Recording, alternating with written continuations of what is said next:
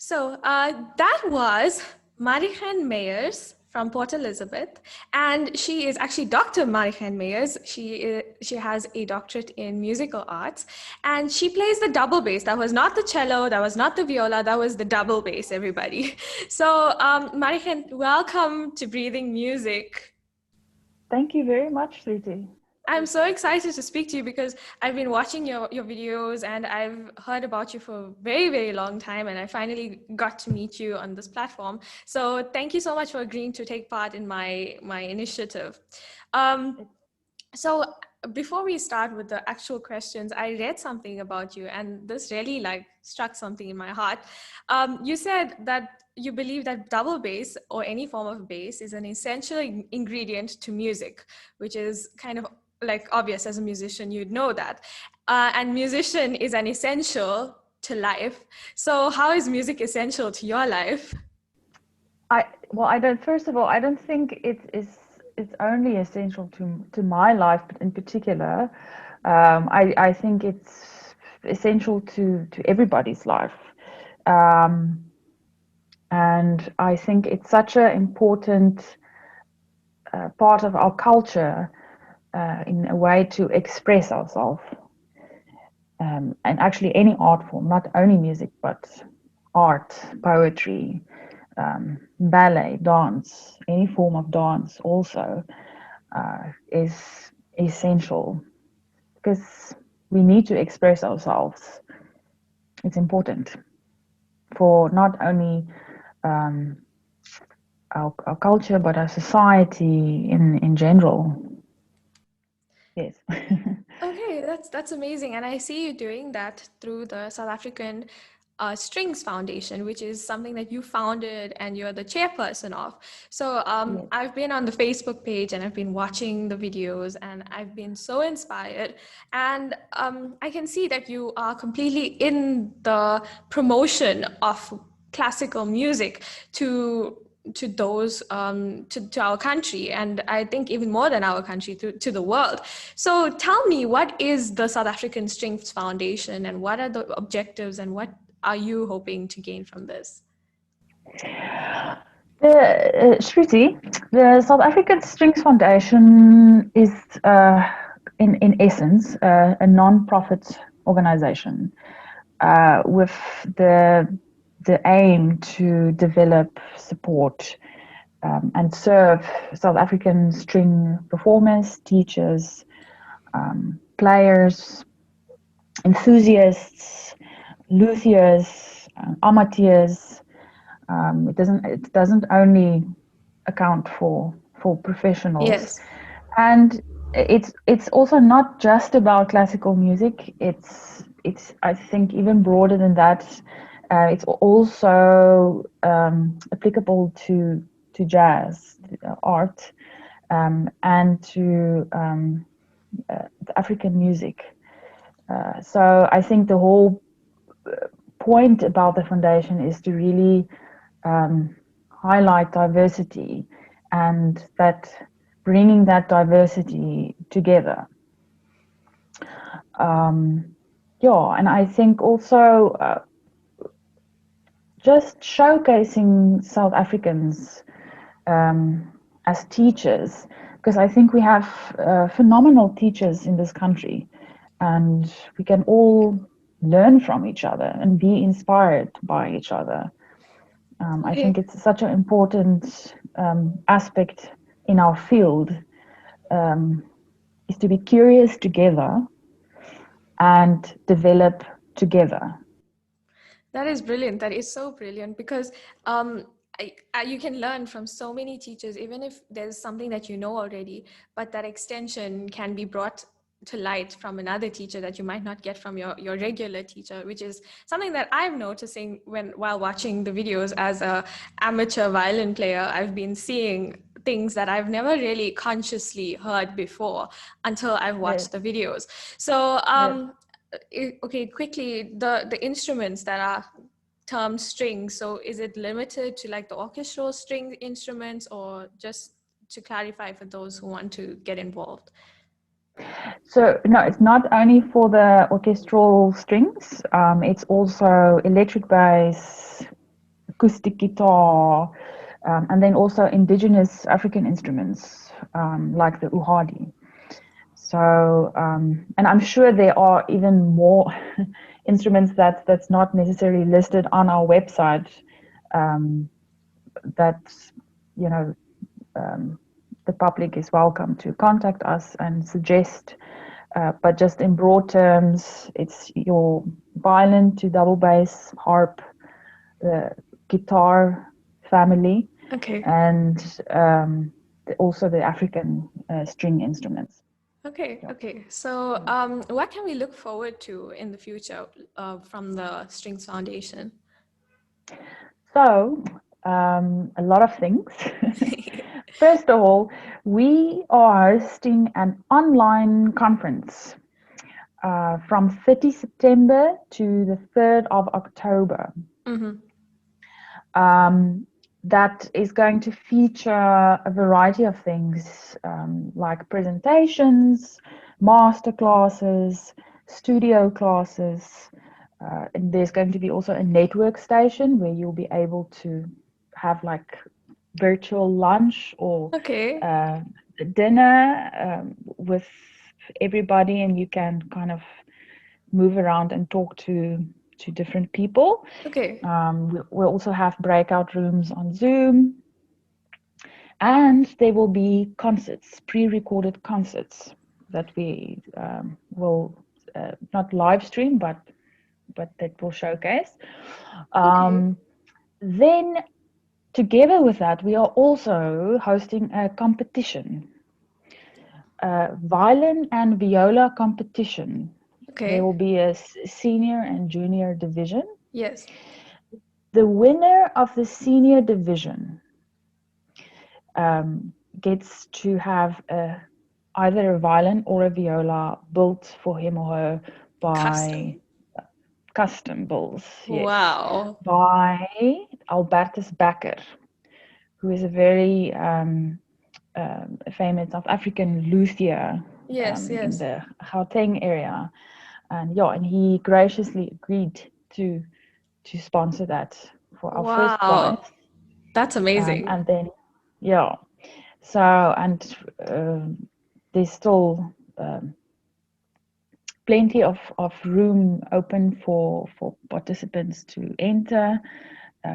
So please go on our website and enter. For Okay. second and third prizes, it's monetary prizes, but also good. Okay, so Yeah. in order to organize these kind of things, it probably takes a lot from, well, of course, you and everybody else in the foundation. So how can people get involved with the foundation, especially in terms of funding as well? So Yes. how can people get involved in that way? So first of all, I think the best way for now to get involved, because everything is so new and we're Mhm. sort of getting on our feet, is to register for the convention.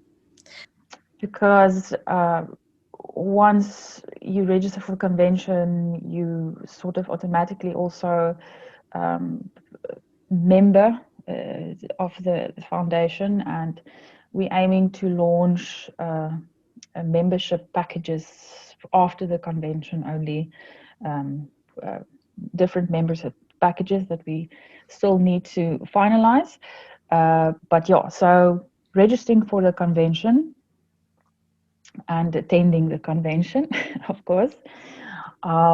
Then for funding, we on our website, if you want, you can donate to the foundation. There's a donation funding Okay. tab on our website. Okay. You can go to that, and then the details will, Follow. yeah, will be there.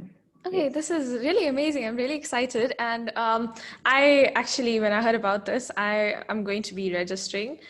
So I am very excited to watch all the videos and watch all the performances and get to know different people. So yeah, I Yeah. will see you there. Um, Awesome. okay, so let's move on to your story now. So you are a girl playing double bass. That's something that's not very common.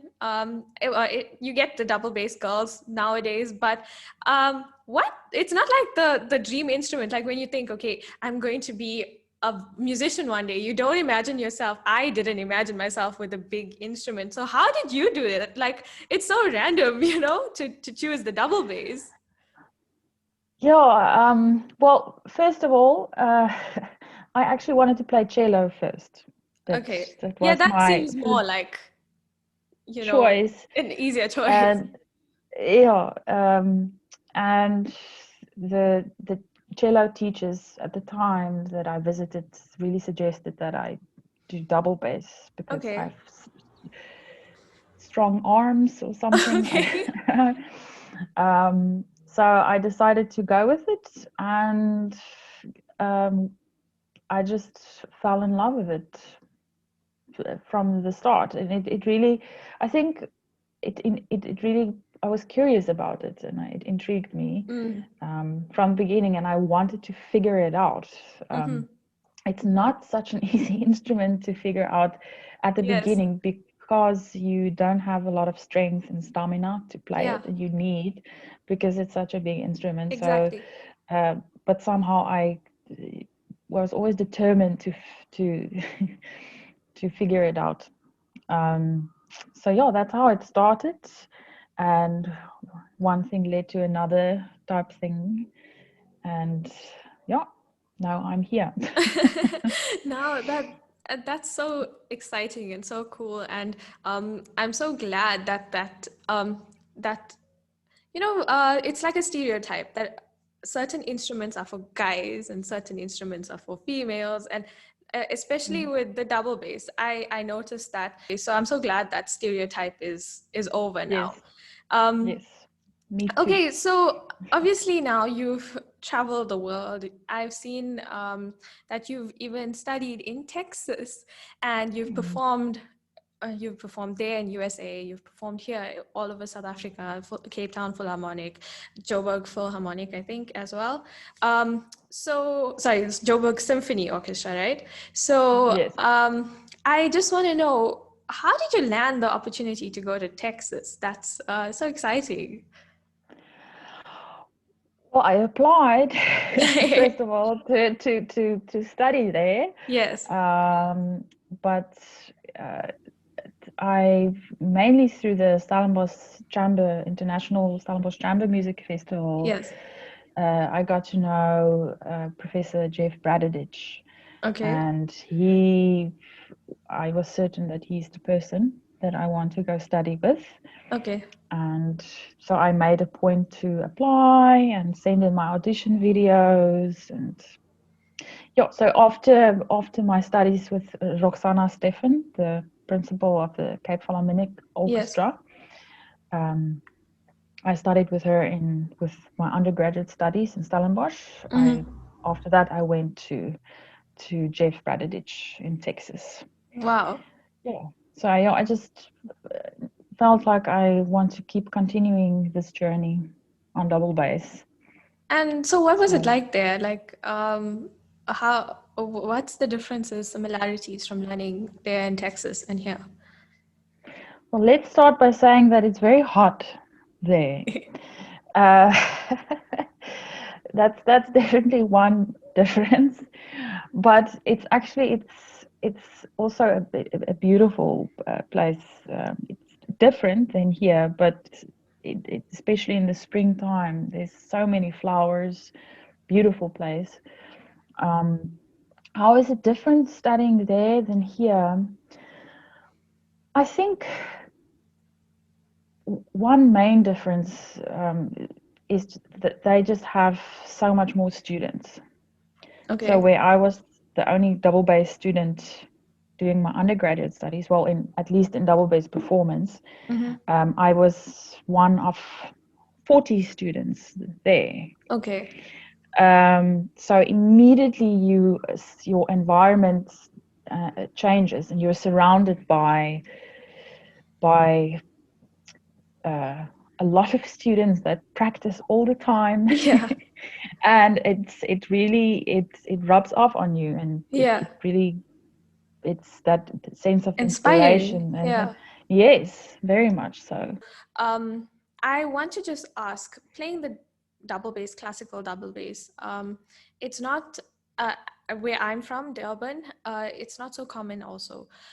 So Mhm. can you tell me about your instrument for somebody who's never, okay, I personally have heard of the double bass. I've done, like my brother plays double bass, so it's, Oh, I've heard cool. about it, but for somebody who was watching this, who's probably never really heard the double bass or knows about the double bass, tell us about the instrument and the intricacies that's required to play the double bass. Okay. The double bass to me is like um, the grandfather of the string family, right? Okay. It's the yeah, it's the Mr. Big Guy sitting there, generally at the back of the orchestra, Yeah. um, because it's so big. It has an exquisite resonance. So I think that's one of the things that draws me to the bass is its Mm. resonance and the amount of colors you can create on it. Today, well, the past 10, 15 years, the bass has developed incredibly. Also, a lot of new bass methods and techniques and Yes. uh, string technique books have Yeah. It's not just classical developed some. anymore. Yes, and there's so many different cool things you can do on the bass that's in a way percussive. Yeah. um, and yeah, the of course, because it goes so low, um, you can create a variety of things on in that timbre, or in that Yeah. range. Yes. um, so well, back in the day, of course, the bass had gut strings on. Mm-hmm. uh, Now it has steel strings, which makes the resonance also a little bit different. But you do get players that prefer to play on gut strings and not Mm. steel strings, Mm. which also, if you, gut strings has its own type of resonance and its Yeah. own type of beauty. Yes. So there's so many varieties of sound that you can get, low sound it creates. It's a very essential part of music, especially when there's rhythm involved. Mm-hmm. And it's really something that drives ensemble. Yeah. Even though we generally don't get to play so many notes as the violins or um, the flute or clarinet, Yeah. uh, the notes that we do play is really essential and makes a difference. Yeah. And sometimes we play a lot of times, actually, not sometimes, we play together with the cellos, Yeah. but we just sound an octave lower then. But it drives making sure that the orchestra don't drag, or it makes sure Yeah. the orchestra don't rush. So in a way, it's a little bit like a mini conductor in the Okay. orchestra itself. So, okay, the intricacies, what are the, like, the difficult things to do that you can do on the the double bass that you can't do on any other instrument? Um, the one thing that the bass has that other string instruments don't necessarily have, I mean, of course they have it, but they don't have it in such capacity, is the resonance. Resonance. And the range, of course, it's low, and there's the mood that you can create with that low timbre is very unique. Yeah. So Yeah. there's only certain moods that really resonates with that timbre and that level of resonance. So it's just to take an example. I mean, I don't know if this is a good example, but think about the theme of Jaws, the movie I was Jaws. thinking that, yeah. How that would not sound so Scary. Yeah. convincing on a violin, Yeah. but then on a bass. So in that respect, I think that it's also the repertoire that's the original written repertoire for bass is very much written for its character and idiomatic to the Yes, instrument. that's my next question to you. So tell me about the repertoire of a bass player. It's probably more limited compared to a violin and things like that. Yes, so back in the day, composers, I mean, of course, you had composers written for the bass, but not as many as for violin or cello, for example, or piano. Mainly because playing the bass at the time was not accessible as it is now. So back in the day, the strings were much higher from the fingerboard, and it's just much harder to play at fast scale, for example. So composers didn't really necessarily see it as a solo instrument, most composers. But there are a few like Dragonetti, Domenico Dragonetti, and Giovanni Bottesini Yes, that yes. that wrote solo for the bass. And of course, there's orchestral symphonic composers like Mahler that Yeah. wrote solo for the instrument in the orchestra. But the past 10 years, 15 years, the solo repertoire for bass has developed so much. It's incredible, and there's so many exciting modern solo pieces for bass. And there's also now this new concerto, the Andres Martin double bass concerto, which is really incredible work. And it's becoming now also part of the standard Syllabus. concerto, yeah, for double bass. So as the technique of the double bass developed, more and more repertoire also developed together with it. Okay. But even if you look at Dragonetti's repertoire and Bottesini's repertoire, and also in the Viennese classical period repertoire written for bass by Sperger, it's all in a way virtuosic, and also, of course, Bottesini also wrote a lot of lyrical pieces for bass, but it also always had a sense of virtuosity to it, which is interesting. So showcasing that the bass doesn't necessarily always have to play low here in Yeah. first position, but can play up high in thumb position Yeah. and in a higher register.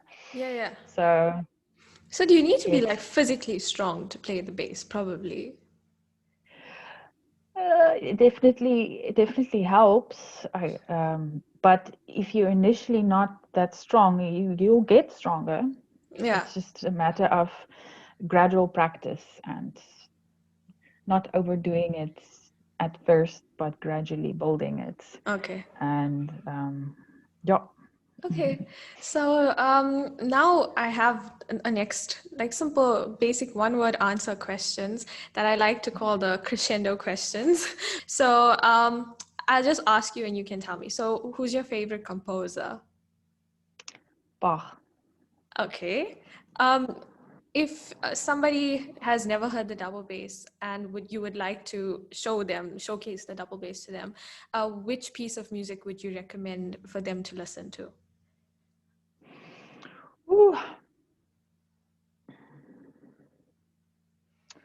There's a few, but I would say one that has always been close to my heart is Bottasini's Elegy in D.